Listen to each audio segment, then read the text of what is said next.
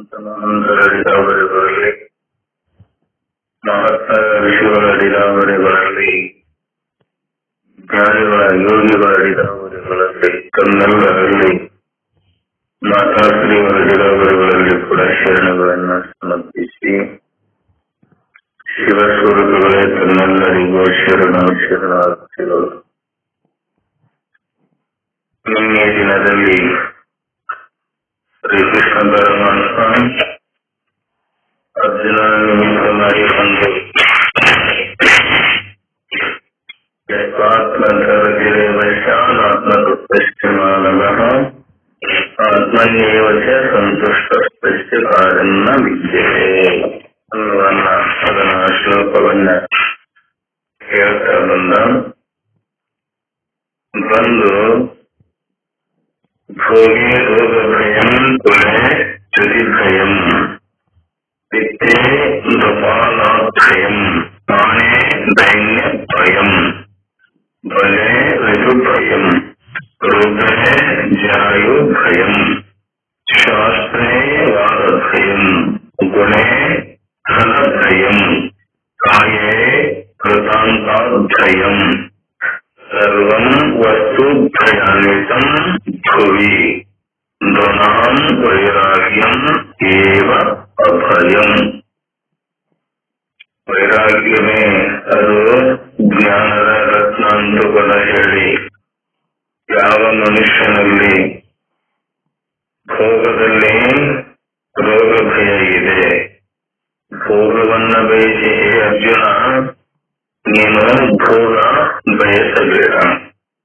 ಆ ಭೋಗದಲ್ಲೇನಿದೆ ರೋಗ ಭಯ ಇದೆ, ಕುಲದಲ್ಲಿ ಏನಿದೆ ಚ್ಯುತಿಯಾಗುವ ಭಯ ಇದೆ. ಇವರು ನನ್ನವರು, ನಮ್ಮವರು, ಗಂಡರು, ಮಕ್ಕಳು, ಗುರುಗಳು, ಸ್ನೇಹಿತರು ಅಂತೇಳಿ ನೀ ಕುಂತಿಯಲ್ಲ, ಇದು ಏನಿದೆ ಚ್ಯುತಿ. ಇಂಥ ಭಯ ನಿನ್ನಲ್ಲೇನಿಲ್ಲ. ವೈರಾಗ್ಯದಂತೆ ಪಂಡಿತರಂತೆ ಮಾತನಾಡಿದ್ದಾರೆ, ಆದ್ರೆ ವೈರಾಗ್ಯ ನಿಜವಾದದ್ದು ನಿನ್ನಲ್ಲಿ ಇಲ್ಲ. ಧನದಲ್ಲಿ ರಾಜಭಯ, ಧನದಲ್ಲಿ ಏನಿದೆ ರಾಜರಸಯ. ಆ ಧನವನ್ನ ನಾವು ಸಂಪಾದನೆ ಮಾಡಿದಾಗ ರಾಜರ ಭಯ ಇದೆ, ಕಳ್ಳರ ಭಯ ಇದೆ, ಬೆಂಕಿಯ ಭಯ ಇದೆ. ಎಲ್ಲಿ ಹಣ ಇದೆ, ಎಲ್ಲಿ ಸಿರಿ ಇದೆ, ಸಂಪತ್ತು ಇದೆ, ಅದು ಭಯ. ಮಾನದಲ್ಲಿ ದೀನತೆ, ನಮ್ಮ ಜೀವನದಲ್ಲಿ ದೀನತೆ, ಬಡತನ, ನಮ್ಮ ಮಾನ ಮರ್ಯಾದೆ ಹೊಕ್ಕದಂತೇಳೋದು ಕೂಡ ಏನಿದೆ ಭಯ ಇದೆ. ಬಲದಲ್ಲಿ ಶತ್ರು ಭಯ ಇದೆ. ಬಲ ನಂಬೈಕಂದ್ರೂ ಕೂಡ ನಮಗಿಂತಲೂ ಕೂಡ ಶೂರರು ಧೀರರು ಬಂದು ಏನಾದರೂ ಕೂಡ ಅವರು ನಮ್ಮಾಗೆ ಮಾಡುವುದು, ಯುದ್ಧವನ್ನ ಮಾಡಿ ನಮ್ಮಲ್ಲಿರತಕ್ಕಂತಹ ಸಿರಿ ಸಂಪತ್ತನ್ನ ಕಸಿದುಕೊಂಡು ನಮ್ಮ ಮನೆಯನ್ನೇ ಹಾಳು ಮಾಡುವುದು, ರಾಜ್ಯವನ್ನಾದರೂ ಕೂಡ ಹಾಳು ಮಾಡುವುದು. ಏನಿದೆ ಬಲದಲ್ಲಿ ಶತ್ರು ಭಯ ಇದೆ. ಸೌಂದರ್ಯದಲ್ಲಿ ವೃದ್ಧಾಸ್ತರ ಭಯ ಇದೆ. ಸೌಂದರ್ಯ ಯಾವಾಗಿದೆ? ಯೌವನ ಅವಸ್ಥೆಯಲ್ಲಿದೆ. ಆ ಯೌವನ ಅವಸ್ಥೆಯನ್ನ ನಾವೆಲ್ಲರೂ ದಾಟಿದೀವಂದ್ರೆ ಮುಪ್ಪಾವಸ್ಥೆ. ಮುಪ್ಪಾವಸ್ಥೆ ಭಯ ಎಲ್ಲರಿಗೂ ಇದೆ. ನಾ ಎಷ್ಟು ಸುಂದರ ಇದೆ, ನಾ ಎಷ್ಟು ಚಂದ ಇದೆಯಲ್ಲ, ಇದು ಯಾಕೆ ನನಗೆ ಮುಪ್ಪು ಬಂತಂದ್ರ ಬರುವುದು ಮುಪ್ಪು. ಈ ದೇಹಕ್ಕೆ ಏನೇನು ಬಂದದ್ದು, ಈ ದೇಹ ಬಂದದಂದಾಗ ಇದು ದೇಹಕ್ಕೆ ಎಲ್ಲ ಬರುವುದು.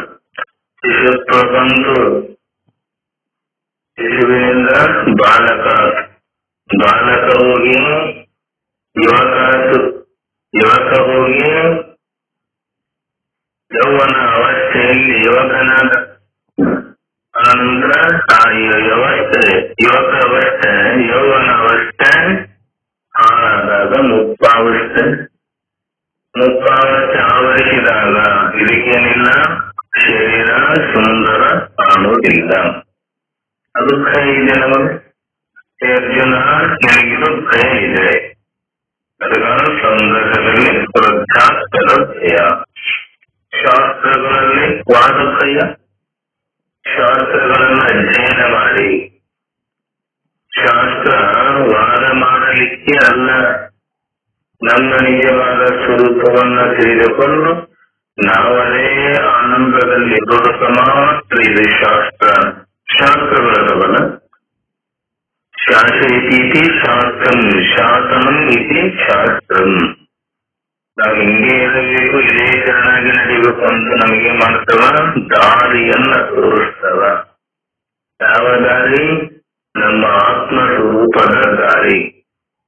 ಭಗವದ್ಗೀತೆಯಾಗಲಿ, ಉಪನಿಷತ್ತುಗಳಾಗಲಿ, ಬ್ರಹ್ಮಸೂತ್ರ ಆಗಲಿ, ಪ್ರಕ್ರಿಯೆ ಗ್ರಂಥಗಳಾಗಲಿ, ಜೀವ ಬ್ರಹ್ಮನ ಏಕತ್ವವನ್ನ ತಿಳಿಸಿಕೊಡತಕ್ಕಂಥ ಯಾವ ಗ್ರಂಥಗಳೇನದವಲ್ಲ ಅವೇನ್ ಮಾಡ್ತವ? ನಮ್ಮ ನಿಜವಾದ ಸ್ವರೂಪದ ಅಂತರವಾಗಿ ಎಲ್ಲರೂ ಕೂಡಿಕೊಂಡು ಚಿಂತನ ಮಾಡಿದೀವಂತ. ಅದೇನಿದೆ? ನಮ್ಮ ಮರೆತಂತ ವಸ್ತು, ನಿಜವಾದ ಆನಂದದ ವಸ್ತು ಚಿತ್ ಆನಂದ ಸ್ವರೂಪವಾಗಿರುವ ಅಂತ ಆತ್ಮತತ್ವವನ್ನ ನಾವೇನು ತಿಳ್ಕೊಳ್ಳೋದಂದ್ರ ಶಾಸ್ತ್ರಗಳ ಮುಖಾಂತರವಾಗಿ ಅರ್ಥ ಮಾಡಿದರೂ ಕೂಡ ಕಾಲಗತಿಸಿದಲ್ಲದೆ ಆತ್ಮಸ್ವರೂಪವನ್ನ ತಿಳಿಯಲಿಕ್ಕೆ ಆಗುವುದಿಲ್ಲ. ಕುತರ್ಕಂ ನ ಕರೆ, ಕುತರ್ಕವನ್ನ ಮಾಡಬೇಡ.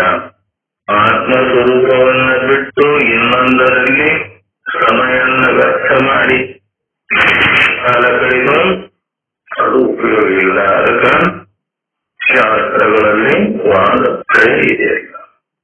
ಗುಣಗಳಲ್ಲಿ ದುಷ್ಟರ ಭಯ, ಸದ್ಗುಣಗಳೇ ನಮಗೇನದವ? ಭೂಷಣ ಅದವ. ಸತ್ವಗುಣಗಳೇ ನಮಗ ಭೂಷಣ ಅದವ. ಅಂತ ಗುಣಗಳು ಗುಣವಂತರಾಗಿ, ಒಳ್ಳೆಯ ಗುಣವಂತರಾಗಿ ನಾವು ಅವನ ಸಂಗ್ರಹ ಮಾಡಬೇಕು. ದುಷ್ಟರ ಸಂಘವನ್ನ ಬಿಟ್ಟು ಶಿಷ್ಟರ ಸಂಘವನ್ನ ಮಾಡಿ ನಮಗ ಹಿತವನ್ನ ಬಯಸತಕ್ಕಂಥ ಯಾವ ಪುಣ್ಯಾತ್ಮರಲ್ಲ ಸಾಯುವ ಕಾಲದಲ್ಲಿ ಕೂಡ ತಪ್ಪು ಗುಣಗಳನ್ನ ಎನಿಸಲಾರದೆ ಸದ್ಗುಣಗಳನ್ನ ಕೇಳಿ ತಾನು ತನ್ನ ಪ್ರಾಣವನ್ನ ಕೊಡತಾನಲ್ಲ, ಸತ್ಯಕ್ಕಾಗಿ ಹೋರಾಡಿ, ಶಾಂತಿಯ ಹೋರಾಡಿ, ಶಾಂತಿ ಸಲುವಾಗಿ ತನ್ನ ಜೀವನವನ್ನೇ ಪರಮಹಿತಕ್ಕಾಗಿ, ಪರರ ಉಪಕಾರಕ್ಕಾಗಿ ಯಾವ ಅವ ತನ್ನ ದೇಹವನ್ನ ವ್ಯಯ ಮಾಡ್ತಾನಲ್ಲ ಅವ ನಿಜವಾದ ಸ್ನೇಹಿತ. ಅದಕ್ಕ ನಾವು ಒಳ್ಳೆಯರ ಗುಣಗಳ ಒಳ್ಳೆಯ ಸಂಘವನ್ನ ಮಾಡಿ, ಒಳ್ಳೆಯ ಗುಣಗಳ ಸಂಘ ಅದೇನ್ ಮಾಡಬೇಕಂದ್ರೆ ನಮ್ಮನ್ನ ಸದಾ ರಕ್ಷಣೆ ಮಾಡುತ್ತೆ. ಅದಕ್ಕ ಸತ್ಪುರುಷರ ಸಂಘ, ಸಜ್ಜನರ ಸಂಘ, ಸಂತ ಶರಣರ ಸಂಘ, ಶಿವಯೋಗಿಗಳ ಸಂಘ, ಮಹಾತ್ಮರ ಸಂಘ, ಯೋಗಿಗಳ ಸಂಘ, ಜ್ಞಾನಿಗಳ ಸಂಘ, ಹಿತಚಿಂತಕರ ಸಂಘವನ್ನ ನಾವು ಮಾಡಬೇಕಂತ. ಅದಕ್ಕ ಗುಣಗಳಲ್ಲಿ ನಮಗ ದುಷ್ಟ ಗುಣಗಳು ಬರಲಾರದಂತೆ ನಾವು ನೋಡ್ಕೋಬೇಕು. ದೇಹದಲ್ಲಿ ಸಾವಿನ ಭಯ. ಈ ದೇಹ ಬಂದ ಚಂದಾಗಿ ಒಂದಿನ ಹೋಗುದೇ ನಿಶ್ಚಯವಾಗಿ ಈ ಪಶ್ಚಿತ್ ಈ ದೇಹ ನಮ್ಮ ಸಿಕ್ಕಲ್ಲ, ಸಾವು ನಿಶ್ಚಿತ. ದೇಹ ಇದು ಹೋಗುವ ಮೊದಲೇ ನಾವೇನ್ ಮಾಡ್ಬೇಕು? ಎಲ್ಲವನ್ನ ಸಹಿಸಿ ಎಷ್ಟೇ ನಾವು ಕಷ್ಟಪಟ್ಟು ಬೆಳೆಸಿದ ಸಿರಿ ಸಂಪತ್ತು ಆಗಲಿ, ಬಂಧು ಬಾಂಧವರಾಗಲಿ, ಗಂಡರು ಮಕ್ಕಳು ಎಲ್ಲರೂ ಆದರೂ ಕೂಡ ನಾವು ಒಳ್ಳೆಯ ಗುಣಗಳನ್ನ ಸಂಪಾದಿಸಿಕೊಂಡು ನಮ್ಮ ಆತ್ಮ ಚಿಂತನೆಯನ್ನ ಸದಾ ಮಾಡಿ ಅದರಲ್ಲೇ ಜೀವನ ಇದ್ದಾಗ ಕೂಡ ಆನಂದವನ್ನು ಅನುಭವಿಸಬೇಕಂತವೆಲ್ಲ. ಇದಕ್ಕೆ ನಂತರ ಜೀವನ್ ಮುಕ್ತಿ ಅಂತಾರ. ಅಂತ ಜೀವನ್ ಮುಕ್ತಿ ಸ್ಥಿತಿಯನ್ನ ಎದ್ದಾಗ ನಾವು ಅನುಭವಿಸ್ಬೇಕಂತ ನಾವೇನ್ ತಿಳ್ಕೊಂಡೇವಿ? ಈ ದೇಹ ಹೋದ ನಂತರ ಜೀವನ್ ಮುಕ್ತಿ ಅಂತ ತಿಳ್ಕೊಂಡೇವಲ್ಲ, ಇದು ತಪ್ಪು ಕಲ್ಪನೆ.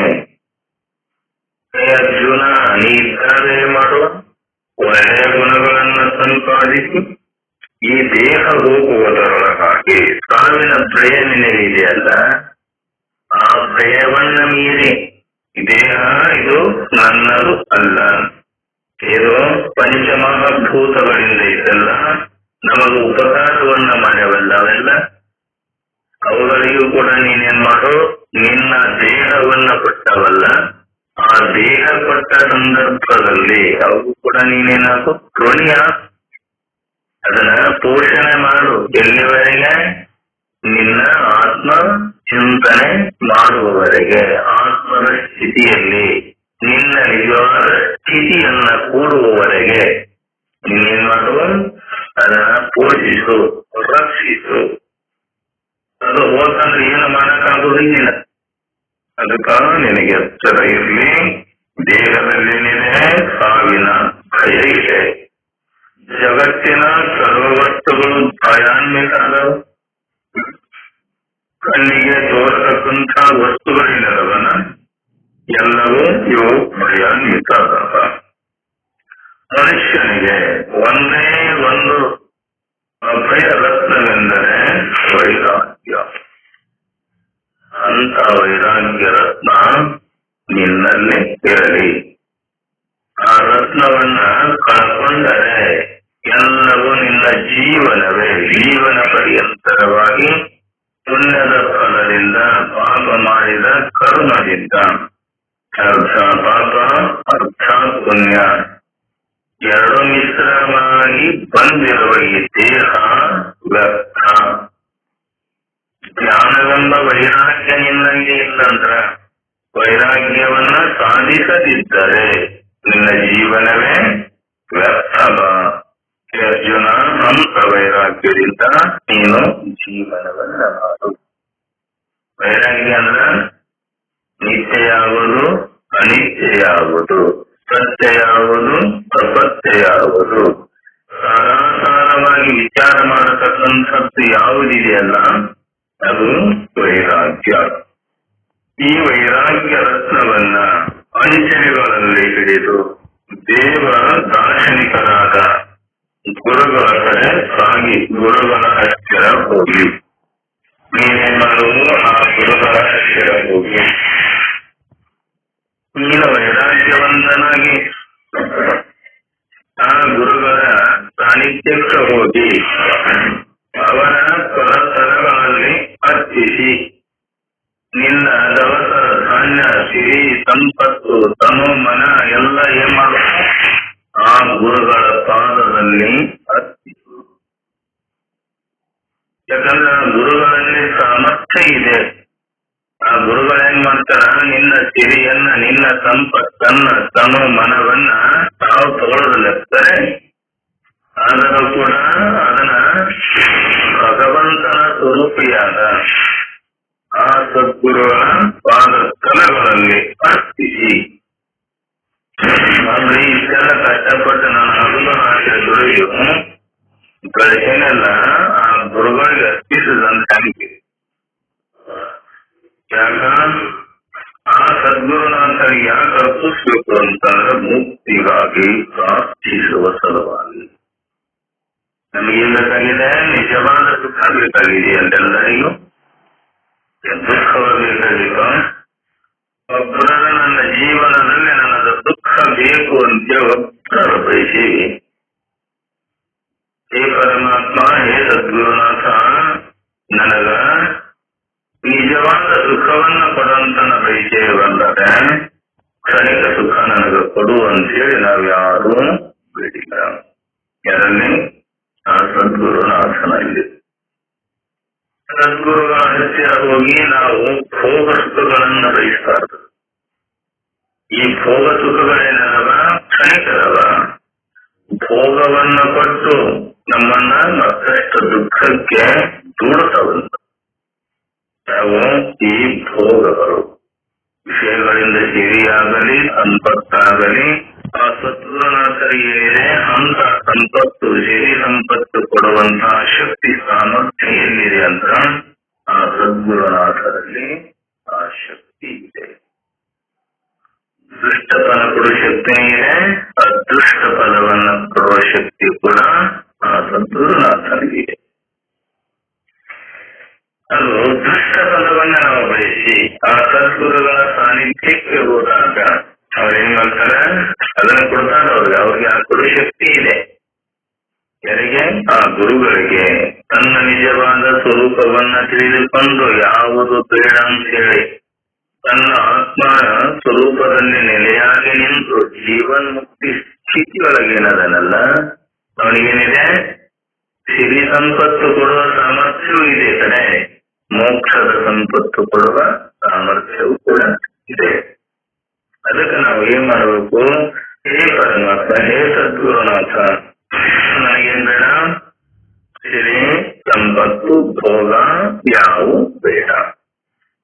ನನಗೆ ನೀನು ತಿಳಿದುಕೊಂಡಿರುವ ಆತ್ಮ ಸುಖ ಏನಿದೆಯಲ್ಲ, ನಚಿಕೇತನು ಕೂಡ ಏನ್ ಮಾಡಿಲ್ಲ? ತನ್ನ ತಂದೆ ದಾನ ಧರ್ಮಗಳನ್ನ ಮಾಡುವಾಗ, ನೀ ಇಂಥದ್ದು ದಾನ ಮಾಡ್ತೀಯಲ್ಲ, ಈ ದಾನದಿಂದ ನಿನಗೆ ಮತ್ತಷ್ಟು ಪಾಪವೇ ಬರುತ್ತದೆ ಅಂತ ಹೇಳಿದ 6 ವರ್ಷದ ಬಾಲ. ಏನಂದ? ನೀ ಇಂಥ ದಾನ ಧರ್ಮ ಮಾಡಬೇಡಪ್ಪ, ನಿನ್ನ ಮಕ್ಕಳಿಗಾಗಿ ಬೇಕು, ಗಂಡರಿಗಾಗಿ ಬೇಕು, ಎಲ್ಲರಿಗೂ ಬೇಕು, ಬಂಧು ಬಾಂಧವರಿಗೆ ಬೇಕಂತೇಳಿ ನೀನು ಕೊಡಲಾರದ ಅಂತ ದಾನವನ್ನ ಕೊಡಲಿಕ್ಕೆ ಅಂದ್ರ ನಿನಗೇನಕತಿ? ಪಾಪ ಬರುತ್ತಂತ. ಬಾಯಲ್ಲಿ ಹಲ್ಲಿಲ್ಲದ, ತಿನ್ನಲಿಕ್ಕೆ ಬಾರದ, ನೀರು ಕುಡಿಯಲಾರದ, ಕರುಗಳನ್ನ ಹಾಕಲಾರದ, ಹಾಲು ಕೊಡಲಾರದ ಅಂತ ಹಸುಗಳನ್ನ ದಾನ ಮಾಡಕತ್ತಿದ್ನಲ್ಲ. ಅವಾಗೇನಂದವ? ಏನೋಡು, ನೀನು ಇಂಥ ದಾನ ಮಾಡಿದರೆ ಇದೇನಾಗುದಿಲ್ಲ, ಮತ್ತಷ್ಟು ಪಾಪ ಬರ್ತದೆ ನಿನಗೆ. ಅದಕ್ಕೆ ನಾವಾದ್ರೂ ಕೂಡ ದಾನ ಮಾಡೋ ಏನ್ ಮಾಡ್ಬೇಕು? ಹಾಗಂತ ಒಳ್ಳೇದನ್ನ ಮಾಡ್ತೀವಲ್ಲ, ನಾವು ಹೆಂಗ ಒಳ್ಳೇದನ್ನ ತಿಂತೇವೆ, ಒಳ್ಳೇದನ್ನ ಉಟ್ಕೊಂತೇವಲ್ಲ, ಅಂತದ್ದನ್ನ ಇನ್ನೊಬ್ಬರಿಗೆ ದಾನ ಮಾಡಿದ್ಯಲ್ಲ, ಅದು ಪ್ರಯೋಜನ. ಅದನ್ನ ಬಿಟ್ಟು ಕೊಡಲಾರದ, ಮಾಡಿದ್ರು ಕೂಡ ಉಪಯೋಗ ಇಲ್ಲ ಅಂತಂತ ದಾನ ಮಾಡಿದೀವಿ ಅಂತ ಅದೇನೇನೋ ಉಪಯೋಗ ಇಲ್ಲ. ಅದಕ್ಕ ಅವ ನನ್ನ ಯಾರಿಗೆ ಕೊಡ್ತೀಯಲ್ಲ, ನಿನ್ನ ಕೇಳಿ ಮೂಡಾಕನ ಕೇಳಿದಾಗ ಸಿಟ್ಟು ಅಂತಂತ ಅದಕ್ಕೆ ನಚಿಕೇತನ ತಂದೆ ವಾಜಸ್ರವನಿಗೆ ಅವರಂದ, ನೋಡು ನಿನ್ ಯಮನಿಗೆ ಕೊಡ್ತೇನಂತ. ಯಾರಿಗೆ? ಯಮನಿಗೆ. ಭಯ ನಾವಂದ್ರಲಿಲ್ಲವ. ಯಾರು? ನಚಿಕೇತ ಯಮನಿಗೆ ಕೊಡ್ತೇನೆಂದ್ರು ಕೂಡ ಅಂತಿಲ್ಲ, ಬಹಳ ಚಲೋ ಅಂತಂತ. ಅವಾಗ ಹೋದಾಗ ಅವನ ತಂದೆ ಬೇರು ಕಳಿಸಿದಾಗ, ಯಮನ ಹತ್ತಿರ ಹೋದಾಗ ಯಮ ಇದ್ದಿದ್ದಿಲ್ಲ, ಯಮರಾಜ್ ಇರ್ಲಾದಾಗ 3 ದಿನ ಕುಂತ. ನಿನ್ನೆ ನರಕ ಯಾತನೆ ಇಲ್ಲಿ ಅವನ ಯಮನ ಮನೆಗೆ ಒಳಗೆ ಹೋಗಲಾರದು ಕೂಡ ಉಪವಾಸ 3 ದಿನ ಕುಳಿತುಕೊಂಡ. ಯಾರು? ನಚಿಕೇತ. ಅವಂದ ಬ್ರಾಹ್ಮಣ ಯತಿವರ ಅಲ್ಲಿಂದ ಇಲ್ಲಿವರೆಗೆ ಬಂದು ಯತಿಯರು ಇರಲಾರದ ಅರ್ಧ ಇವ ಕುಂತಾನಲ್ಲ, ನೀರನ್ನು ಕೂಡ ತಗೊಂಡಿಲ್ಲ, ಊಟ ಮಾಡಿಲ್ಲ. ಯಮನ ರಾಜನ ಹೆಂಡತಿ ಕರೆದರೂ ಕೂಡ ಹೊರಗೆ ಹೋಗಿಲ್ಲ. ಮನೆಯ ಯಜಮಾನನ ಇರಲಾರದ ಯತಿಗಳು ಹೋಗಲಿಕ್ಕೆ ಅಲ್ಲೇ ಅವಕಾಶ ಇಲ್ಲ ಅಂತೇಳಿ ಹೋಗಿಲ್ಲ. ಬಂದ ನಂತರ ಹೇಳ್ತಾರೆ, ನೋಡು ಬ್ರಾಹ್ಮಣ ಶ್ರೇಷ್ಠ 6 ವರ್ಷದ ಬಾಲಕ ಬಂದಂದಾಗ ನೀನು ಅವನಿಗೆ ಏನಾದರೂ ವ್ಯವಸ್ಥೆ ಮಾಡುವಂದಾಗ ಅವನ ಪಾದ ಪೂಜೆ ಮಾಡಿಲ್ಲ. ಯಾರೋ ಯಮಾನನೆಲ್ಲರೂ ಹರಸ್ತಿಲ್ಲ, ಯಮನಿಗೆ ಅದರಲಿಲ್ಲ. ಯಾಕೆ? ಅಷ್ಟ ನಿಷ್ಠುರದನ, ಒಳ್ಳೆಯ ಗುಣಗಳನ್ನ ಸಂಪಾದನ, ವೈರಾಗ್ಯವಂತನದನ, ನೀತಿವಂತನದನ, ಧರ್ಮವಂತನದನ. ಅವಾಗ ಹೇಳ್ತಾನವ, ಯಮರಾಜ ನೀನು ಸಂತುಷ್ಟನಾಗಿ ಪಾದ ಪೂಜೆ ಮಾಡಿ ನೀನು 3 ದಿನ ಪರ್ಯಂತರವಾಗಿ ಉಪವಾಸಿದ್ದಕ್ಕೆ ನಾನು ಏನ್ ಮಾಡ್ತೇನೆ? 3 ವರಗಳನ್ನ ಕೊಡುತ್ತೇನೆ ಅಂದ. ಯಮರಾಜ ಯಾರಿಗೆ? ನಚಿಕೇತನಿಗೆ. ಅವಂದ ಕೊಡೋದಂತಂದ್ರೆ ನನಗೇನ್ ಮಾಡು, ನನ್ನ ತಂದೆ ಶಾಂತ ಆಗಬೇಕು, ದಾನ ಧರ್ಮಗಳನ್ನ ಒಳ್ಳೆಯದನ್ನ ಮಾಡಬೇಕು. ತಂದೆ ನನಗ ಆತ್ಮವಿದ್ಯೆಯನ್ನ ನೀನು ನನಗ ಏನ್ ಮಾಡೋ, ಆತ್ಮವಿದ್ಯೆಯನ್ನ ನೀನು ಕೊಡು ಅಂದ. ಅವ ಅಂದ, ನೋಡು ಈ ಆತ್ಮವಿದ್ಯೆಯನ್ನ ಕೊಡಲಿಕ್ಕೆ ಆಗುವುದಿಲ್ಲ, ನೀ ಏನು ವರ ಕೊಟ್ಟಿಯಲ್ಲ, ಆ ವರವನ್ನ ಚಂದ ಕೊಟ್ಟಿ ಅದನ್ನ ಕೊಡ್ತೇನಂದ್ರೆ ಕೊಡು, ಇಲ್ಲಿಗಾದ್ರೆ ನಿನ್ನವರ ಬೇಡ ಅಂತ. ಇನ್ನು ಕೊಡ್ತೇನೆ, ಭೋಗ ಭಾಗ್ಯಗಳನ್ನ ಕೊಡ್ತೇನೆ, ದೇವಲೋಕದಲ್ಲಿ ಸುರಸುಂದರಿಯನ್ನ ನಿನ್ನ ಹೆಂಡತಿಯರನ್ನಾಗಿ ಕೊಡುತ್ತೇನೆ. ಒಂದು ಸಮುದ್ರದಲ್ಲಿ ಸುತ್ತುಗಡೆ ಅದೆಷ್ಟು 7 ಸಮುದ್ರಗಳಷ್ಟು ಭೂಮಿಯನ್ನ ನಿನಗೆ ಕೊಡುತ್ತೇನೆ. ಎಷ್ಟೇ ಆಯುಷ್ಯವನ್ನ ನಿನಗೆ ಕೊಡುತ್ತೇನೆ. ಅಜ್ಜ ಮುತ್ಯ ಮೊಮ್ಮಕ್ಕಳು ಗಿರಿಮೊಮ್ಮಕ್ಕಳು ಎಷ್ಟು ಸಾವಿರ ವರ್ಷಗಳ ಪರ್ಯಂತರವಾಗಿ ನೀನು ಬದುಕುವಷ್ಟು ಆಯುಷ್ಯ ಕೊಡುತ್ತೇನೆ. ನಿನಗೆ ಸದಾ ಯೌವನವನ್ನ ಕೊಡುತ್ತೇನೆ. ಮುಪ್ಪಾವಸ್ಥೆಯನ್ನು ಒಟ್ಟ ಕೊಡುವುದಿಲ್ಲ, ಆದರೆ ಆತ್ಮವಿದ್ಯೆಯನ್ನ ಬಿಟ್ಟು ಕೇಳುವ ಅಂದ. ಅದು ಯಮರಾಜ. ಅವ ಅಂದ, ನಿನ್ನ ಭೋಗ ಭಾಗ್ಯ ಏನದವ ಒಂದಿನ ಬಿಟ್ಟು ಹೋಗ್ತವ. ನಿನ್ನ ಅಧಿಕಾರ ಐತವ ನಿನಗೀಗ. ನೀನು ಯಮನ ಸೀಟು ಬಿಟ್ಟುಕೊಡಲೇಬೇಕು. ನೀನು ಕೂಡ ಈ ಸಿಂಹಾಸನವನ್ನ ಬಿಡಲೇಬೇಕ. ನಿನ್ನ ಭೋಗ ಭಾಗ್ಯ ಸಿರಿ ಸಂಪತ್ತು ಎಲ್ಲವೂ ನಿನಗಿರ್ಲಿ, ನನಗ ಬೇಡ. ನೀ ಕೊಡುದಿತ್ತಂದ್ರ ಕೊಡದೇನಂತ ವಚನ ಕೊಡ್ತೀಯಲ್ಲ, ಏನ್ ಕೊಡು? ಆತ್ಮಜ್ಞಾನವನ್ನ ನನಗ ಕರುಣಿಸು. ಇಲ್ಲಿಂದ್ರೆ ನಿನ್ನವರ ನನಗ ಬೇಡ ಅಂತ ಹೇಳಿ ವೈರಾಗ್ಯವಂತನಾಗಿ ಈ ಮನಿದ ನಚಿಕೇತ ಯಮರಾಜನಿಂದ ಜ್ಞಾನವನ್ನ ಆತ್ಮಜ್ಞಾನವನ್ನ ಪಡೆದುಕೊಂಡು ಬಂದಲ್ಲ. ಅದಕ್ಕೆ ನಾವೇನ್ ಮಾಡಬೇಕು? ವೈರಾಗ್ಯ ಇದ್ದಾಗ ಮಾತ್ರ ಇದನ್ನ ಸಾಧಿಸಲಿಕ್ಕೆ ನಮಗ ಸಾಧ್ಯ ಇದೆ. ಅಂತ ವೈರಾಗ್ಯ ರತ್ನ ನನ್ಗೆಲ್ಲರಲ್ಲಿ ಹೇ ಅರ್ಜುನ ನಿನ್ನಲ್ಲಿ ಇರಲಿ. ನನಗೆ ಜನ ಪರಮಾತ್ಮ ಈ ವೈರಾಗ್ಯ ರತ್ನ ನಿನ್ನಲ್ಲಿ ಇರಲಿ. ಅದಕ್ಕೆ ಮುಕ್ತಿಗಾಗಿ ಪ್ರಾರ್ಥಿಸುವ ಪುಣ್ಯವಂತನೇ ಮುಮುಕ್ಷು.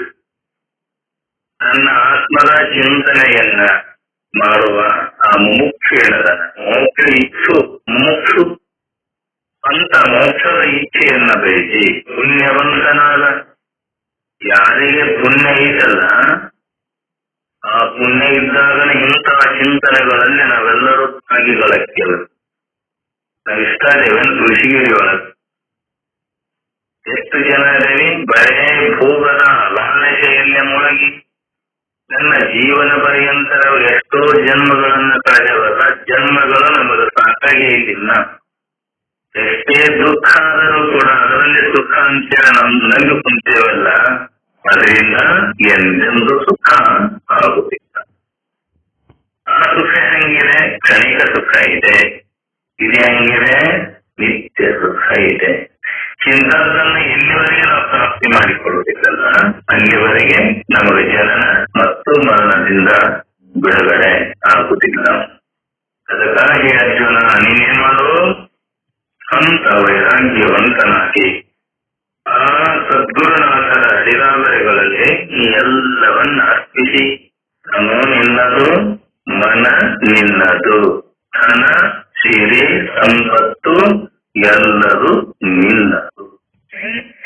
ಈ ಜಗತ್ತಿನೊಳಗ ನಂದೇನು ಇಲ್ಲ ಅಂತೇಳಿ ನಿಶ್ಚಯ ಮಾಡಿ ಆ ಸದ್ಗುರುಗಳ ಪಾದದ ಅಡಿಗೆ ಸಮರ್ಪಿಸಿ ಏಮದು ವಿಷಯ ರಸಿ ಇಲ್ಲದೆ ಆ ವಿಷಯಗಳಲ್ಲಿ ನಿನಗೆ ಪ್ರೀತಿ ಕೆಳನಾದರೆ ಆತ್ಮರಸಿ ಉದಿಸಿದೆ. ಈಗ ವಿಷಯ ಭೋಗಗಳ ರಸಿ ಬಿಟ್ಟು ಹೋದಾಗ ಆತ್ಮದ ರಸಿ ಏನಾಗತ್ತೆ? ಅದು ಉದ್ಭವ. ಗುರುವಿನ ಪವಿತ್ರ ಸ್ಥಾನದಲ್ಲಿ ಸಾಧಕ ತನ್ನ ಅಂತರಂಗದ ಕಾಮಾದಿ ಕಲ್ಮಶಗಳನ್ನೆಲ್ಲ ತೊರೆದು ಪರಮಾತ್ಮನತ್ರ ಯಾತ್ರೆ ಪ್ರಾರಂಭಿಸಲಿ. ಮುಖ್ಯವಾದವ ತನ್ನ ಅಂತಃಕರಣ ಎಲ್ಲಿವರೆಗೆ ಪರಿಪಕ್ವ ಆಗುತ್ತಿದ್ದಲ್ಲ. ಶಿವಶಿವದಲ್ಲಿ ಏನೈತಿ? ಶಿವನಾಮವ ಮಾಡಿದಲ್ಲಿ ಏನೈತಿ? ಕೇಶಿ ಗುಣಗಳನ್ನ ಇಟ್ಟುಕೊಂಡು ಕಾಶಿಗೆ ಹೋದಲ್ಲಿ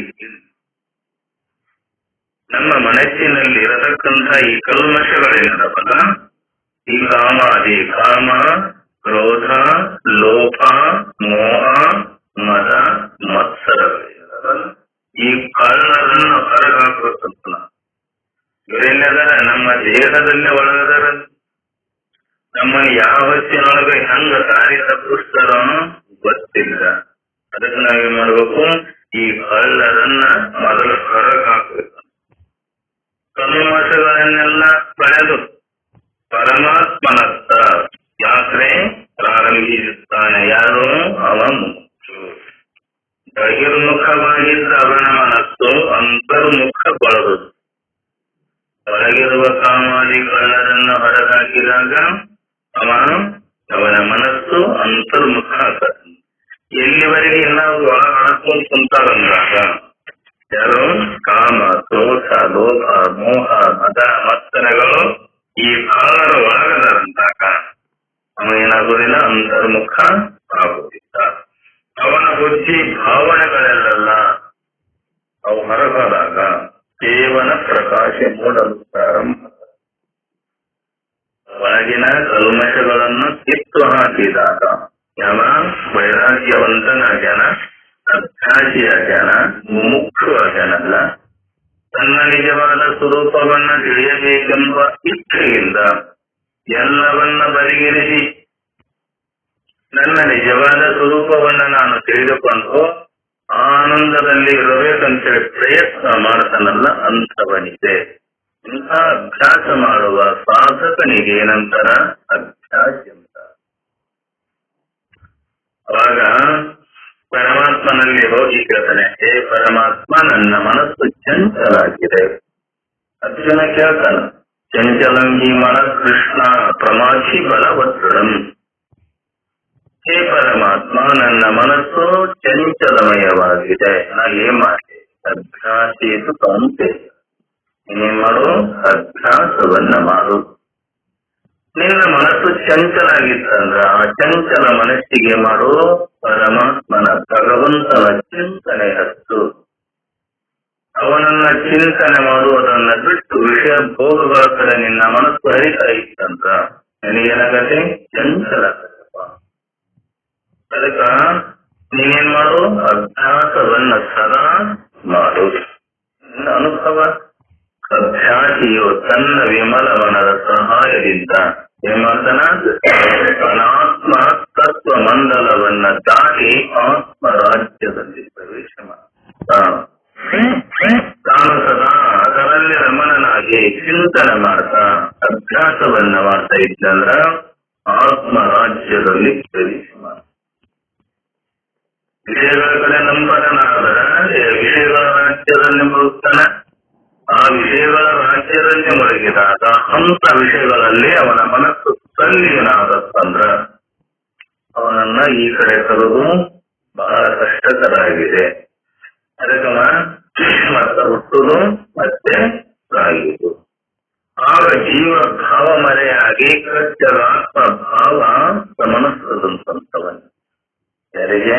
ಅನುಭವಿಗೆ ಮುಖ್ಯವಾಗಬೇಕು, ಅಭ್ಯಾಸಿಯಾಗಬೇಕು. ಅದರಲ್ಲಿರತಕ್ಕಂಥ ತತ್ವದ ರಸವನ್ನ ಕೊಂಡುಕೊಂಡು ಅದೇ ಆತ್ಮರತಿಯಲ್ಲಿ ಮುಳುಗಿರ ಮನುಷ್ಯನಿಗೆ ಏನಕತೆ? ಪ್ರತ್ಯಗಾತ್ಮನ ಭಾವ ಸಮಾತನ. ಜೀವ ಶಿವರು ಅಭಿನ್ನರೆಂದು ಅನುಭವ ಉಂಟಾಗ್ತದಲ್ಲ, ಆ ಶಿವ ಬೇರೆಯಲ್ಲ, ಜೀವ ಭಾವ ಬೇರೆ ಇಲ್ಲ. ಈ ಅನುಭವ ಉಳ್ಳವ ಅಂತ ಅನುಭವಿ ಏನದನ? ಇವನು ಆತ್ಮತೃಪ್ತದ. ಅರ್ಜುನ, ಇಂಥ ಆತ್ಮತೃಪ್ತ ನೀನಾಗು. ಅದಕ್ಕ ಮೂಢಾವಸ್ಥೆ ಅಂತೂ ಕೂಡ ಹೇಳಿದ್ರಲ್ಲ, ಅನುಭವಿಯ ಸಾಮರಸ್ಯ ಪ್ರಜ್ಞೆ ಕೂಡ ಅಡಗಿ, ಆ ಪ್ರಜ್ಞೆನೂ ಕೂಡ ಅಡಗುವುದಂತ. ನಾವು ಏನು ವ್ಯವಹಾರ ಮಾಡ್ತೇವಲ್ಲ, ಈ ಪ್ರಜ್ಞೆಯೂ ಕೂಡ ಅಡಗಿ ಪ್ರತ್ಯಗಾತ್ಮ ಭಿನ್ನ ಪರಮಾತ್ಮ ಬ್ರಹ್ಮ ಚಿದಾಕಾಶದಲ್ಲಿ ಮಹಾಮೌನತ ಹೆಂಗಿರಬೇಕು? ಅದಕ್ಕ ಶರಣಾದ ಮೇಲೆ ಸುಮ್ಮನಿರಬೇಕು, ಜ್ಞಾನಿಯಾದಾಗ ಸುಮ್ಮನಿರಬೇಕು. ಅದಕ್ಕೆ ಅವನು ಶಂಕರಾಚಾರ್ಯರ ಹತ್ತಿರ ಹೋಗಿ ಬ್ರಹ್ಮವನ್ನ ತೋರಿಸುವಂತ ಯಾರು? ಶಿಷ್ಯ. ಇಲ್ಲ, ನೀವು ಬ್ರಹ್ಮಾನಂದದಲ್ಲಿರ್ತೀರಲ್ಲ, ಆತ್ಮ ಸ್ವರೂಪದಲ್ಲಿರ್ತೀರಲ್ಲ, ಅದನ್ನಂದು ನನಗಷ್ಟು ತೋರಿಸು ಅಂತಂದ. ಆಯ್ತಪ್ಪ, ಹಂಗ ನೀನು ತೋರಿಸ್ತೇನೆ ಬಾ ಅಂತ ಏನ್ ಮಾಡಿದ್ರು? ಜ್ಞಾನ ಮುದ್ರೆಯಲ್ಲಿ ಸುಮ್ಮನೆ ಕುಳಿತುಕೊಂಡು. ಯಾರು? ಆದಿ ಜಗದ್ಗುರು ಶಂಕರಾಚಾರ್ಯರು. ಅಂದ ತೋರಿಸ್ಲೇ ಇಲ್ಲ. ಅಂದ ನಾ ತೋರಿಸ್ ಬಹಳ ಸಾಕು, ನೀ ತಿಳ್ಕೊಂಡಿಲ್ಲಲ್ಲ, ನಾನು ಅದೇನು ಅದೇಯ ಹೇಳಿ ಬಹಳ ಸಾಕು ನಿನಗೆ ಉತ್ತರ. ನಿನ್ನ ಪ್ರಶ್ನೆಗೆ ಉತ್ತರವನ್ನ ಹೇಳಿ ಬಳಸ್ತಾಯ್ತು, ಆದ್ರ ನೀ ತಿಳ್ಕೊಂಡಿಲ್ಲ, ನಾನೇನು ಮಾಡ್ಯ. ಅದಕ್ಕ ನಾವೇನ್ ಮಾಡ್ಬೇಕು? ಬ್ರಹ್ಮಚಿದಾಕಾಶದಲ್ಲಿ ಮಹಾಮೌನ ತಾಳೆ ನಿಲ್ಲುವ ಅವಸ್ಥೆ, ಅದು ಪ್ರತ್ಯಗಾತ್ಮದ್ಭಿನ್ನ ಪರಮಾತ್ಮನ ಸ್ವರೂಪ. ಇಲ್ಲಿಗೆ ಸಾಧನೆಯ ಪರ್ಯವಸಾನ. ಈ ಅವಸ್ಥೆ ಪಡೆದವನೇ ಆರೂಢ. ಸಮಾಧಿಸ್ಥಿತಿ ಅಂತಾನಲ್ಲ, ಆ ಪರಬ್ರಹ್ಮ ಸ್ವರೂಪದಲ್ಲಿ ಏಕನಾಗಿ ಸಮಾಧಿ ಸ್ಥಿತಿ ಅಂದ್ರ ಅನ್ನ ಇಲ್ಲ, ನೀರು ಇಲ್ಲ, ಅದೇ ಆನಂದದ ಅನುಭವದಲ್ಲಿ ನಿಲ್ಲುವುದು.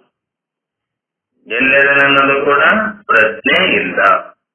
ಶಿವಾನಂದಪ್ಪವರಿಗೆ ಸಂಚಾರ ಹೊಲಕ್ಕೆ ಹೋದಾಗ ಮೇವು ತರಕ 6 ದಿನ ಪರ್ಯಂತರವಾಗಿ ಮೇವಿನ ಹೊರೆಯನ್ನ ಹೊತ್ತುಕೊಂಡು ನಿಂತಾರಂತ ಸಮಾಧಿ. ಯಾರು ನಾನು ಅಂತ ವಿಚಾರ ಮಾಡಿ ಆ ಬ್ರಹ್ಮಾಕಾರದಲ್ಲಿ ನಿಂತು ಹುಚ್ಚಿಡಿದಂತಂದ್ರು ಎಲ್ಲರೂ ಊರ ಜನ. ಯಾರಿಗೆ? 6 ವರ್ಷದ ಬಾಲಕನಿಗೆ ಮೇವಿನ ಹೊರೆಯನ್ನು ಹೊತ್ತುಕೊಂಡು ನಿಂತಾಗ ಅನ್ನ ನೀರು ಪರವೆ, ಬಿಸಿಲಿನ ಪರವೆ ಇಲ್ಲ, ತಲೆಯ ಮೇಲೆ ಭಾರದ ಪರವೆ ಕೂಡ ಇಲ್ಲ. ಇದಕ್ಕೆ ನಂತರ ಸಮಾಧಿ ಸ್ಥಿತಿ ಅಂತ. ಅಂತ ಸ್ಥಿತಿಗೆ ನಾವು ಹೋಗಿ ನಿಲ್ಲಬೇಕಂತ. ಅರ್ಜುನ, ನೀನು ಹಾಗೆ ನಿಲ್ಲು. ಅದಕ್ಕೆ ಇಲ್ಲಿಗೆ ಸಾಧನೆ ಪರ್ಯವಸಾನ ಅವಶ್ಯ ಪಡೆದವನೇ ಆರೂಢ. ಯಾರು ಆ ಆರೂಢ ಸ್ಥಿತಿಯನ್ನ, ಸಿದ್ಧಾರೂಢರು ಕೂಡ ಸ್ಥಿತಿ. ಗುರುನಾಥಾರೂಢರಂತೂ ಏನೋಡು, ಗುರುನಾಥ ನಾನು ಮಾತನಾಡಿ ಕೆಟ್ಟೆ, ಈ ಜನರ ಜೊತೆಗೆ ಮಾತನಾಡಿ ನಾ ಕೆಟ್ಟಪ್ಪ, ನೀ ಸುಮ್ಮನಿರು ಅಂತ. ಯಾರಿಗೆ? ಗುರುನಾಥಾರೂಢರಿಗೆ. ಆಯ್ತಂತ ಅವತ್ತ ಮೌನ. ಅದು ದೇಹ ಹೋಗುವವರಿಗೆ ಯಾರೊಡನೆ ಕೂಡ ಮಾತನಾಡಲಿಲ್ಲ ಗುರುನಾಥಾರೂಢರು. ಎಂತ ವೈರಾಗ್ಯರು! ಊಟ ತಿನ್ನಬೇಕನ್ನೋದಿಲ್ಲ, ನೀರು ಕುಡಿಬೇಕನ್ನೋದಿಲ್ಲ, ಮಲಮೂತ್ರಗಳನ್ನ ಮಾಡಬೇಕನ್ನೋ ಕೂಡ ಅದು ಅವರಿಗೆ ಇಲ್ಲ. ಸ್ಥಿತಿಯೊಳಗೆ ನಿಂತಿದ್ರು. ಇವರ ಜೊತೆಗೆ ನಾನು ಮಾತನಾಡಿ ಕೆಟ್ಟೆ, ನೀ ಮೌನ ಯಾರು? ಯಾರಿಗೆ?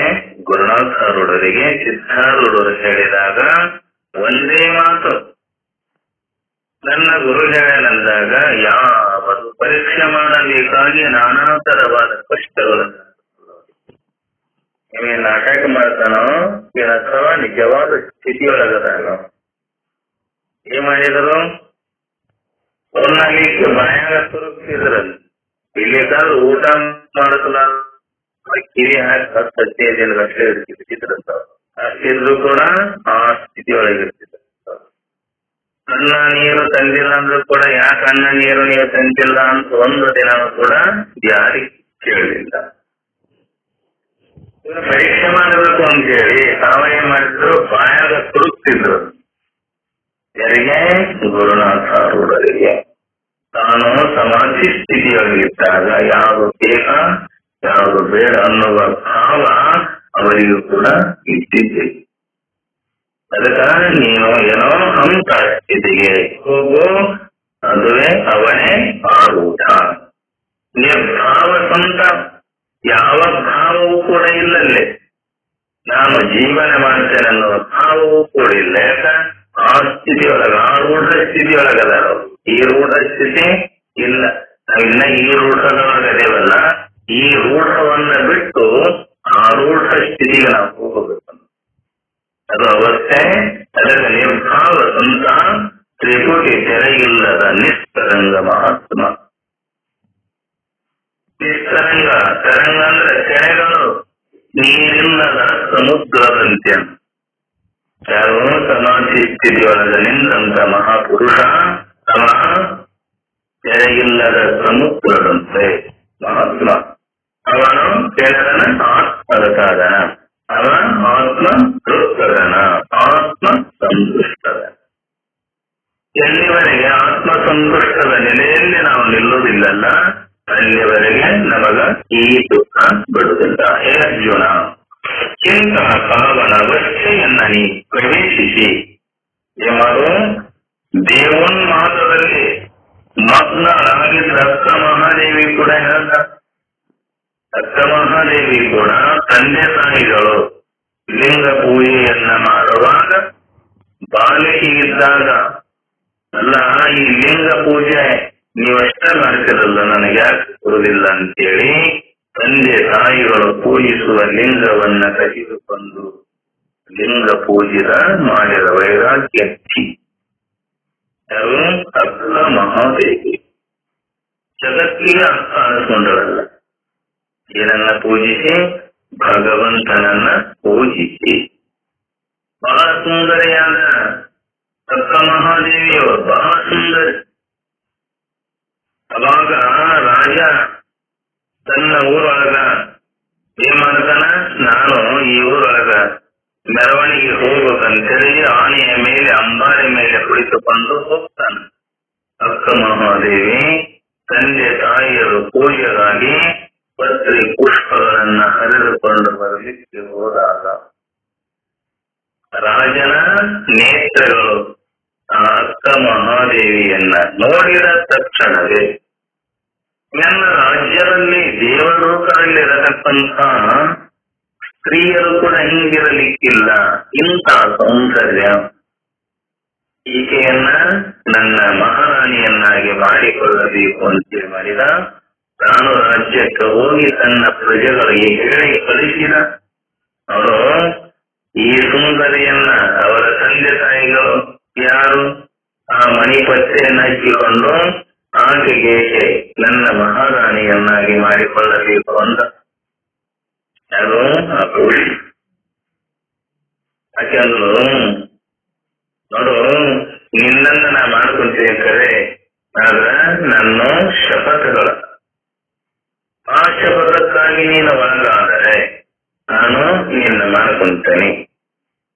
ಏನನುಗಳು ನಿನ್ನ ಶಪಥಗಳು ಅಂತ ಕೇಳಿದಾಗ, ನಾನು ಸದಾ ಲಿಂಗ ಪೂಜೆಯನ್ನ ಮಾಡುವುದು. ಸಂತರು ಶರಣರು ಮನೆಗೆ ಬಂದಾಗ ಅವರಿಗೆ ದಾಸೋಹವನ್ನ ಸದಾ ನೀಡಬೇಕು. ಇನ್ನ ನನ್ನ ಕಟ್ಟಳೆ ಭಗವಂತನ ಧ್ಯಾನವನ್ನ, ಪರಮಾತ್ಮನ ಪೂಜೆಯನ್ನ, ಶಾಸ್ತ್ರ ಚಿಂತನೆಯನ್ನ ನಾ ಯಾವಾಗ ಬಿಟ್ಟಿರ್ತೀನಲ್ಲ ಅವಾಗ ಮಾತ್ರ ನನ್ನನ್ನ ಕೂಡಬೇಕು ಅಂತೇಳಿ ಯಾರು ಮಾಡ್ತಾರೆ. ಯಾರಿಗೆ? ಆ ರಾಜೆ. ತಾನೇ ಈ ಸುಂದರವಾದ ಸೌಂದರ್ಯವನ್ನ ನೋಡಿ ಮನಮಟ್ಟಿ ಆತು ಒಪ್ಪಿಕೊಂಡನ. ಒಂದನೇ ರಾತ್ರಿ ದಿನ ಹೋದಾಗ ಇವರ ಪೂಜೆ ಮಾಡಲಾರದ ಕಾಮುಕ, ಭಗವಂತನ ನೆನಪು ಇಲ್ಲ ಇವನಿಗೆ.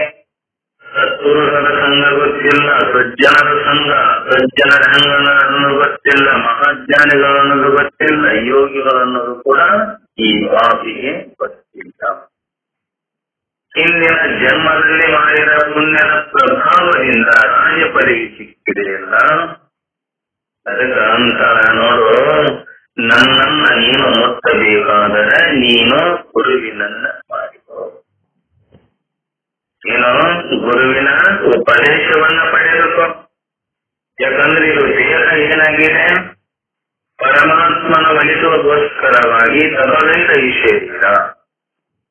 ನೀನು ಇದನ್ನ ಮುಟ್ಟಬೇಕಾದ್ರೆ ಮೊದಲು ನೀನೇನಾಗು ಗುರುವಿನ ಪುತ್ರನಾಗು, ಗುರುವಿನ ಗುಲಾಮನಾಗು. ಗುಲಾಮನಾಗಲಾದರೆ, ಲಿಂಗ ಪೂಜೆಯನ್ನ ಮಾಡಲಾದರೆ ಈ ಶರೀರವನ್ನ ನಿನಗೆ ಮುಟ್ಟಲಿಕ್ಕೆ ಆಗುವುದಿಲ್ಲ. ಯಾರಂತ ವೈರಾಗ್ಯನಿಸಿ ಅದಕ್ಕ ಮಹಾದೇವಿ ಅವನಿಗೆ ಹೇಳ್ತಾನೆ. ಅವಂತನ, ಏ ಗುರು ನನಗೆ ಬೇಡ, ನನಗೆ ನಿನ್ನ ದೇಹದ ಸೌಂದರ್ಯವನ್ನೇ ಸಾಕು. ಯಾವ ಗುರು ಬೇಡ, ಸಂತ ಬೇಡ, ಯೋಗಿ ಬೇಡ, ನಿಜವಾದ ಸ್ವರೂಪವನ್ನು ತಿಳಿಸಿಕೊಡತಕ್ಕಂಥವ್ರು ನನಗೆ ಅವರ ಬೇಡ ಅಂದ. ಅವಾಗ ಹೇ ಪರಮಾತ್ಮ ಏನು ನಿನ್ನ ಆಟ, ಲಗ್ನ ಮಾಡಿ ಕರ್ಕೊಂಡು ಹೋಗ್ಯಾರ, ಮನೆಯೆಲ್ಲ ಶೃಂಗಾರ ಮಾಡ್ಯಾರ, ಎಲ್ಲರಿಗೂ ಕೂಡ ಪ್ರೀತಿಯಿಂದ ನೋಡ್ಯಾರ. ಹೋಗಿ ಅವಾಗ ಬಂಗಾರ ಪಲ್ಲಂಗ ಅದನ್ನು ಕೂಡ ಶೃಂಗಾರ ಮಾಡ್ಯಾರ. ಅವಾಗ ಹೇಳ್ತಾರ, ನೋಡು ನೀನು ನಿನ್ನ ಕಾಮರಾಶಿಯಿಂದ ನನ್ನ ಮುಟ್ಟಬೇಡ. ನನಗೆ ಪ್ರತಿಜ್ಞೆ ಕೊಟ್ಟಿಯಲ್ಲ, ಮಾತುಗಳನ್ನ ಕೊಟ್ಟಿಯಲ್ಲ, ಆ ಮಾತುಗಳನ್ನ ನೀನು ಪರಿಪಾಲಿಸು. ವಚನ ಮರಿಬೇಡ. ಮರೆತಂದ್ರ ನಿನ್ನ ಶರೀರಕ್ಕೆ ಬೆಂಕಿ ಹತ್ತಂತ. ಯಾರು? ಅಕ್ಕ ಮಹಾದೇವಿಯರು. ಅವಾಗ ಏನ್ ಮಾಡ್ತಾರ? ಬಲಾತ್ಕಾರ ಮಾಡಿ ಶರೀರದಲ್ಲಿರತಕ್ಕಂಥ ಬಟ್ಟೆಗಳನ್ನ ಜಗ್ಗಲಿಕ್ಕೆ ಹೋಗ್ತಾನ. ಬೆಂಕಿ ಹಚ್ಚಿದ ಗುರಿ ಹತ್ತದ ಶರೀರ. ಈ ಪರಮಾತ್ಮ ಏನಿದೆ ನಿನ್ನಾಟ? ಮಾತನಾಡಿದ ವಚನದಂತೆ ನಡೆಯಲಾರದ ಈ ಮೂರ್ಖನನ್ನ ಹಾಗಾದ್ರೂ ಮಾಡಬೇಕು ಅಂತಂದಾಗ ಮೈಯೆಲ್ಲ ಬೆಂಕಿ ಹತ್ತಂತವಳೆ. ಅಯ್ಯೋ ನನ್ನ ಉರಿ ಉರಿ ಉರಿ ಅಂತ ಕಾರಣವಾಸನ ಒಚ್ಚಾಡಿ ಅವಾಗ ಏನ್ ಮಾಡ್ತಾರ? ಅದು ನಿನ್ನ ಹಣೆ ಬರನಷ್ಟೇ ಅಂತೇಳಿ ಎಲ್ಲ ಬಟ್ಟೆಗಳನ್ನ ಅವನ ಮುಖದ ಹೋಗಲು ಏನ್ ಮಾಡ್ತಾರ? ಹೊರಡ್ತಾರ. ನನ್ನ ಆತ್ಮಸಂಘಾತಕ್ಕಾಗಿ ಚೆನ್ನ ಮಲ್ಲಿಕಾರ್ಜುನೆ ಅದ ನನ್ನ ಒಬ್ಬನೇ, ಸಾವಿಲ್ಲದ ಏನಿಲ್ಲದ.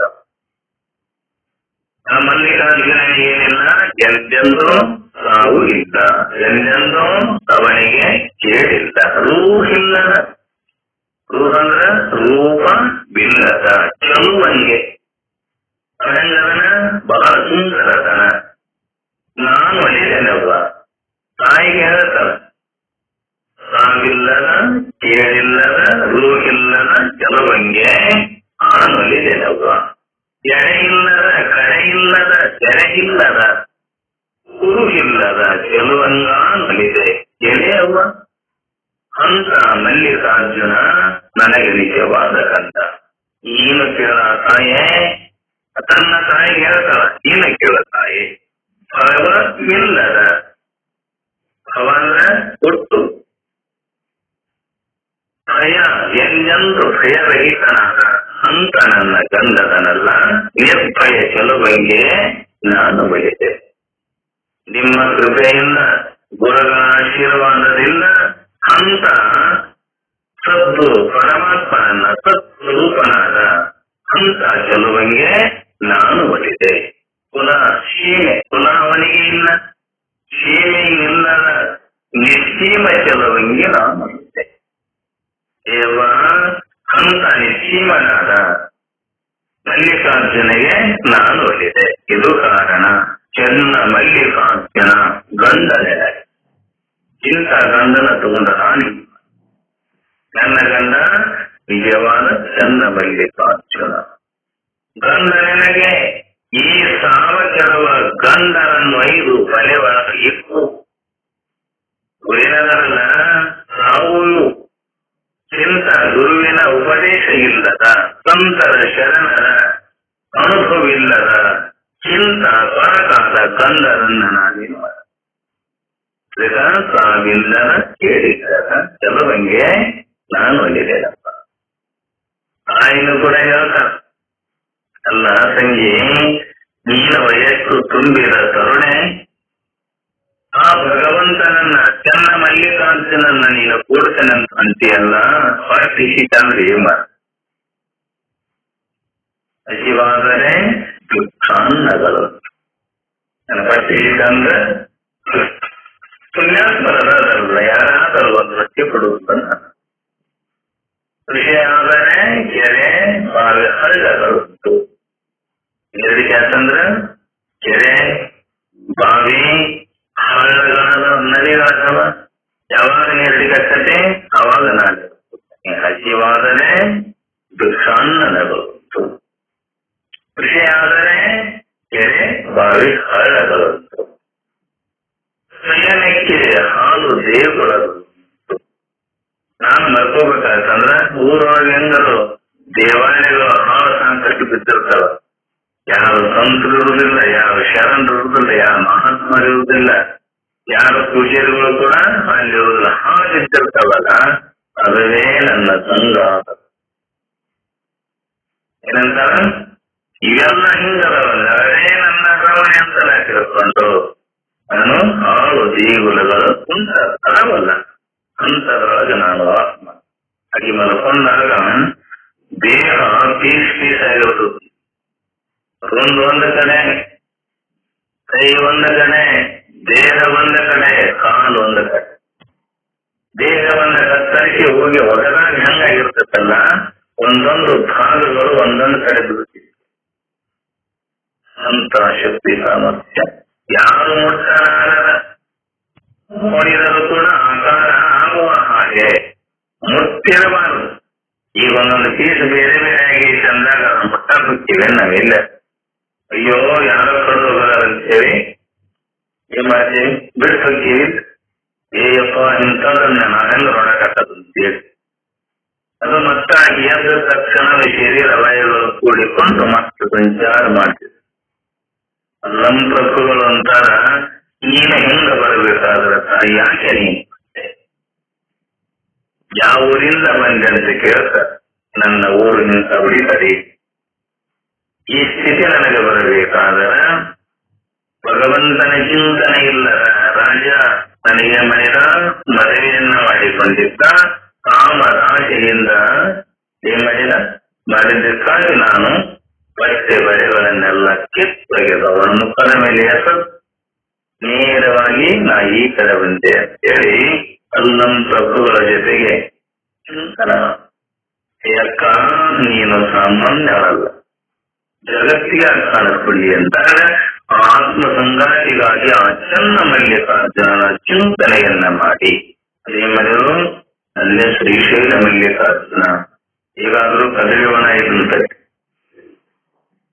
ಅಲ್ಲಿ ಹೋಗಿ ಅಲ್ಲೇ ಅವ್ರೇನ್ ಮಾಡಿದ್ರು, ಆ ಭಗವಂತನ ಚಿಂತನೆಯಲ್ಲಿ ದೇಹ ಅವಸನಾಗಿದೆ. ಇದು ವೈರಾಗ್ಯ. ಅಂತ ವೈರಾಗ್ಯ ಏನ್ ಮಾಡ್ಬೇಕು, ಬಲಿಬೇಕಂತ. ಮುಮುಕ್ಷುವಾದವ ಚಿಂತಕಾದವ ಈ ವೈರಾಗ್ಯ ಎಲ್ಲರಲ್ಲಿ ಬೇಕು.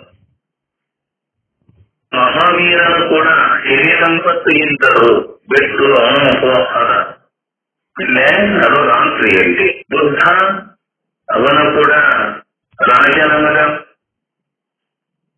ರಾಜ್ಯದಲ್ಲಿದ್ದಾಗ ಏನ್ ಮಾಡಿದ ನೋಡು, ಮರಣ ಹೇಳಿದ್ರು ಜ್ಯೋತಿಷ್ಠರು, ನಿನ್ನ ಮಗನನ್ನ ಹೊರಗಿನ ಲೋಕವನ್ನ ತೋರಿಸಿದರೆ ನಿನ್ನ ರಾಜ್ಯವನ್ನ ಬಿಟ್ಟು ಹೋಗ್ತಾನಂತೇಳಿ ನಾವೆಲ್ಲ ಅಲ್ಲೇ ವ್ಯವಸ್ಥೆ ಮಾಡಿ ಅವನ ತಂದೆ ಎಲ್ಲ ಅಲ್ಲೇ ಬಿಟ್ಟಿದ್ದಂತವರಿಗೆ ರಾಜ್ಯವನ್ನ ಬಿಟ್ಟು ಹೊರಗೋಗಲಾರದೆ ಕೊಂಜರದ ಗಿಳಿಯಂತೆ ಜಪಾನ ಮಾಡಿ ತಂದೆ ಇಲ್ಲದ ಸಮಯದಲ್ಲಿ ಒಂದಿನ ಈ ಮಾಡಿದ ಮಂತ್ರಿಗಳಿಗೆ ಹೇಳಿ, ಹೇ ಮಂತ್ರಿ, ಹೊರಗಿನ ಜಗತ್ತನ್ನ ನೋಡ್ಕೊಂಡು ಬರೋಣ, ರಥವನ್ನ ತಯಾರು